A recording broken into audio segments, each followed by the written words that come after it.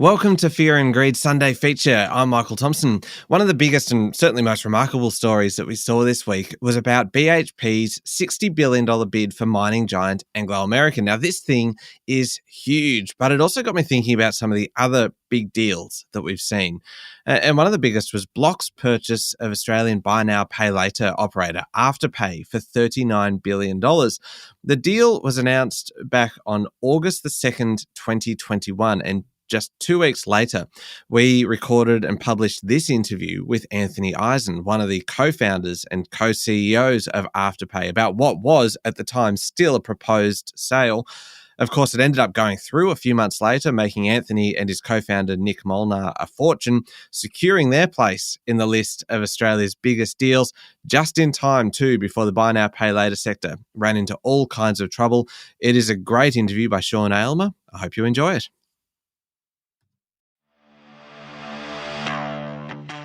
Welcome to the Fear and Greed Daily Interview. I'm Sean Aylmer.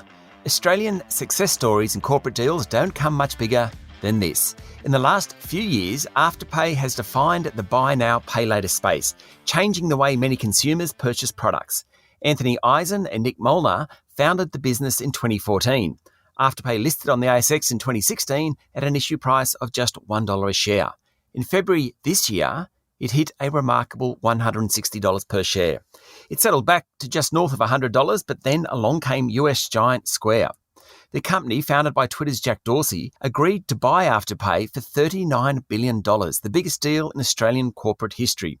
Of course, it's not the only buy now, pay later company. There are global giants like Klarna and Affirm, local competitors including Zipco, and then the likes of Apple Pay and PayPal also entering the space. But Afterpay keeps innovating. In October, they're launching Afterpay Money. While others are shifting to the buy now, pay later space, it looks like Afterpay is moving into more traditional banking products. Anthony Eisen is the co-founder and co-CEO of Afterpay and my guest today. Anthony, welcome to Fear and Greed. Thanks very much for having me. So, 2 weeks on, you've just sold the business for $39 billion. How does it feel?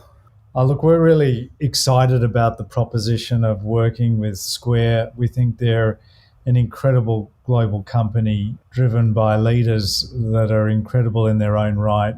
From Nick Molnar and my perspective, the alignment of vision and passion and just founding principles was so on point when we met and discussed things, obviously, in a lot of detail.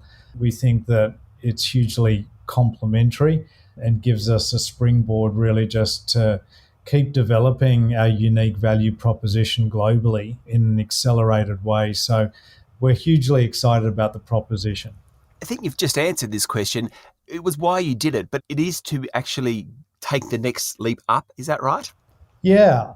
When you look at, where we've come from, it was really focusing on trying to introduce a new trust equation to consumers. And where Afterpay innovated originally was bringing together, the environments of commerce, payments, and finance in a new way. But at the center of that, it was about trusting the consumer. And we were fortunate enough to illustrate, our value proposition at a time where that consumer trust equation was very largely, lost. And when we first introduced a new way of doing things, we saw the customer response to be hugely significant and self-perpetuating.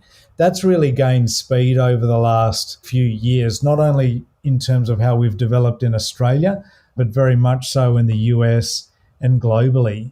It is about continuing with that evolution. Afterpay was never merely a transaction engine to process payments. It was about how did you introduce a new way for consumers to be treated very fairly and to create a win-win environment between consumers and merchants. That gives rise to a whole lot of evolution opportunities. So yes, very much so, we see it as an acceleration of that pathway. Okay, who actually came up with the idea? Well, of course, me, because it was a really good idea. Of course, No. I'm talking to you. Well, there was so much inspiration came from when I met Nick Molnar, who was my neighbour across the road. Nick was an incredibly savvy internet commerce person, while he was in university. Nick toyed around with a whole lot of different ideas when he was trying to come into the workforce, and I was fortunate enough to be friendly with him, straight off the bat. Again, just serendipitously being neighbours across the road, but he was incredible. We just talked about a whole lot of different business models. He saw installments being used in a very crude and rudimentary way in the jewellery industry, which is where he originally came from. So he thought that would be a really incredible opportunity for the next generation, his generation, to use installments in a way that, turned a traditional industry model on its head. And we really just evolved Afterpay together from that initial discussion. So it really came about Nick looking at a whole lot of different models, starting originally from, what he was doing in his bedroom, which was selling jewellery on eBay. I think you're being modest there, Anthony, because what I think is amazing about this story is that, you lived in the right street, you got together, it started in 2014, and 7 years later, you've done what you've done.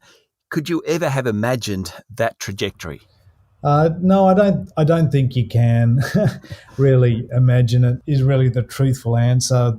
The huge privilege that comes with our journey is for, I'm quite a bit older than Nick, but it was the first time in my career where we tried to launch something without actually working out all the business model characteristics in advance. It was really about, wanting to introduce something that turned a traditional model that was broken on its head. And, when you have that type of motivation, it allows for not only just great collaboration, but a whole spirit of really talented people, even though at the start it was a very small handful, to come together with a passion. Why our team woke up every morning and just worked their guts out for a place on, well before it was the world stage, but just a right to exist in Australia was from that passion and motivation. So, that probably is what stands out to me more than everything else. And when you see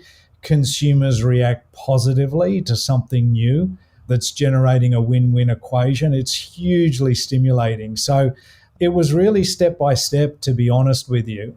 But it's incredible when you see a drip turn into a flood and you're onto something because you're having that consumer impact. No doubt you had a vision and you had people working incredibly hard, but probably the difference with Afterpay, it actually had a product that people really, really wanted, more than most other products that are produced or manufactured.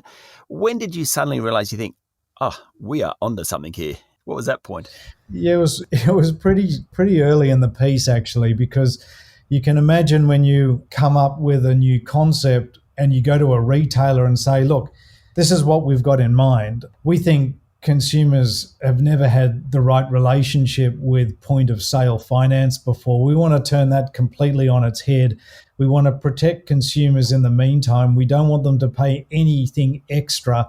By the way, you're going to pay us a fee instead of the consumer, but that's going to work really well for you because, if you abide by these principles of trust and service as opposed to selling a product, they're going to really love you for it, and they're going to come back again and again, and you'll sell more and your brand will be better off for it. And they used to say, well, Nick and Anthony, that sounds terrific, but we don't believe you. So as you do right at the start, you say, well, look, let's forget about the contract, let's install it, and if it doesn't work, guys, just turn it off. Yep. That was literally the way that we approached it at the start. What was fabulous was, a few smaller retailers at the time that have become big businesses, one of which is called Princess Polly, which is run by some incredible people, really just gave us a go. And we saw the consumer reaction pretty much straight away.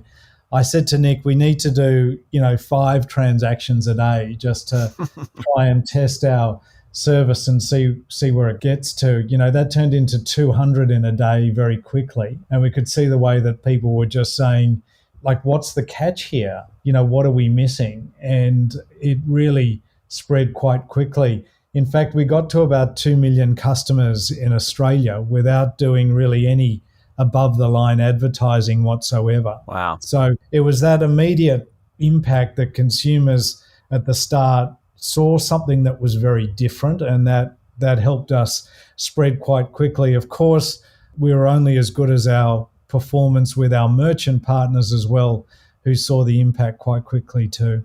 But they must have come, because I can remember seeing the Afterpay emblem suddenly appearing in my local shopping centre a few years ago, and I had never heard of Afterpay at the time. It seems that merchants, once they started to adopt it, lots of them started to adopt it. Yeah, I mean, it's one of those things where success, I think, breeds success, and lots of merchants in a lot of ways follow each other in a very competitive but still small world when you talk about retail. You know, the thing that was really powerful for us in our conversations and the whole way that we've built our company is that we didn't come from finance. We didn't come from payments. We came from commerce, and understanding that what we were building was a platform that connected merchants with the next generation of consumer. We weren't trying to sell just a little checkout button at the end or a finance option. What we were talking to merchants about was how to connect better with customers, and how through our platform it was more than the sale. And it was about new customers, returning customers, brand loyalty, brand exposure. So as we tried to prove that out, it became a very different proposition to just saying, well, you know, Afterpay is another transaction option. As we talk to merchants today, they don't compare us to credit cards or that form of checkout. What they're saying is, how many new customers, how much more exposure is Afterpay giving me compared to, say, like a Google or a Facebook or other ways that they connect with customers. Stay with me, Anthony. We'll be back in a minute.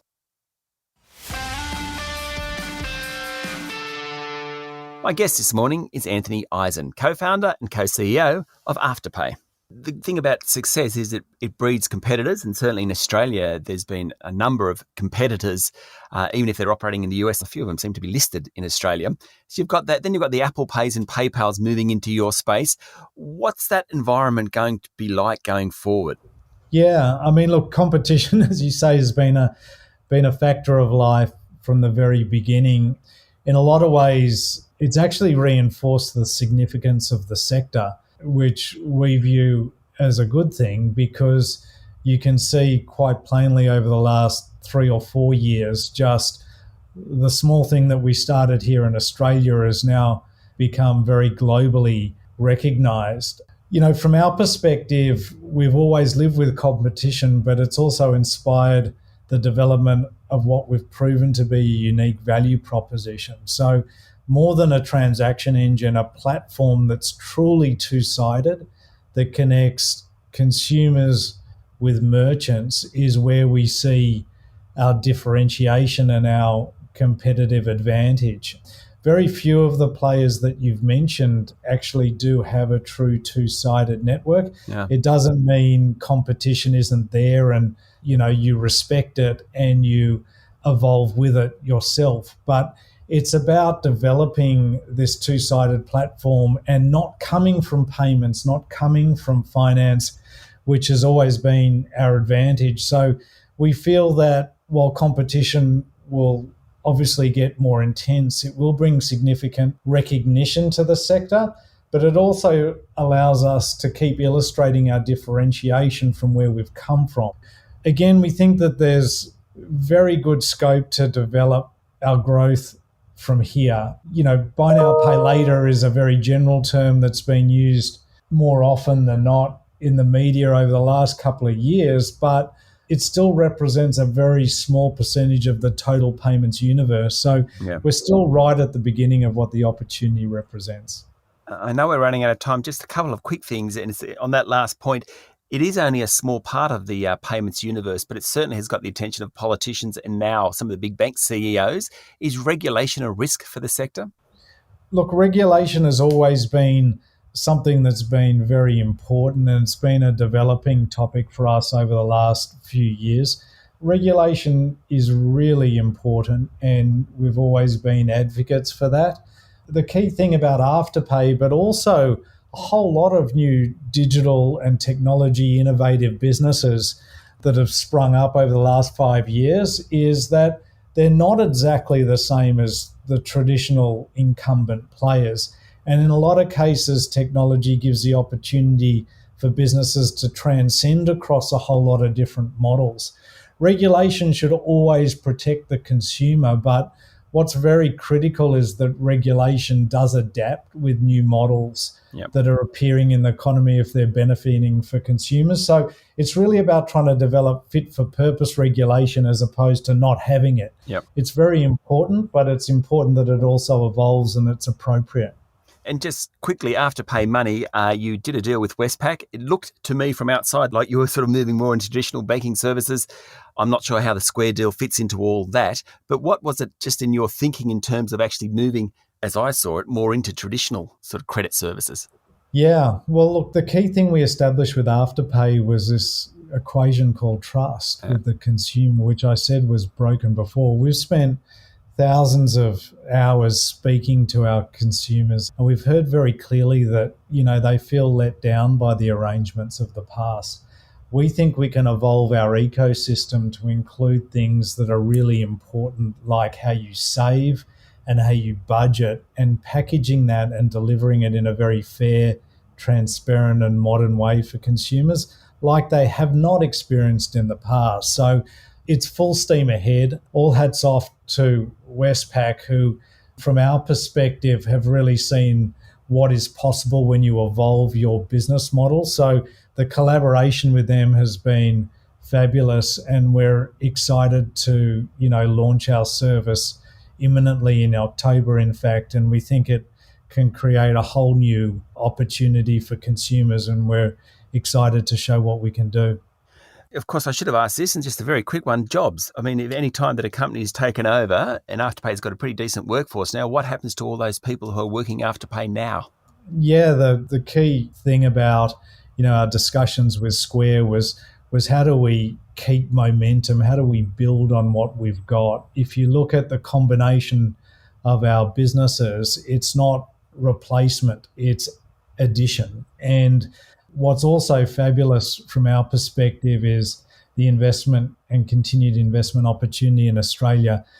Square's biggest market outside North America is in fact Australia. So we employ hundreds of people here and intend to employ hundreds more. So in combination, we think our investment in Australia and Australia Tech, our community here, will be stronger with the combination, and we're excited to deliver on that promise. Well, Anthony, good luck. There's still a few hurdles to jump before that deal is consummated, no doubt. But good luck with all that, and congratulations on what you've done with Afterpay in creating that whole new sector and competition in the market, which at the end of the day is good for consumers. Thanks for having me. Really appreciate it. That was Anthony Eisen, co-founder and co-CEO of Afterpay. This is the Fear and Greed Daily Interview. Join me every morning for the full Fear and Greed podcast with all the business news you need to know. I'm Sean Aylmer. Enjoy your day.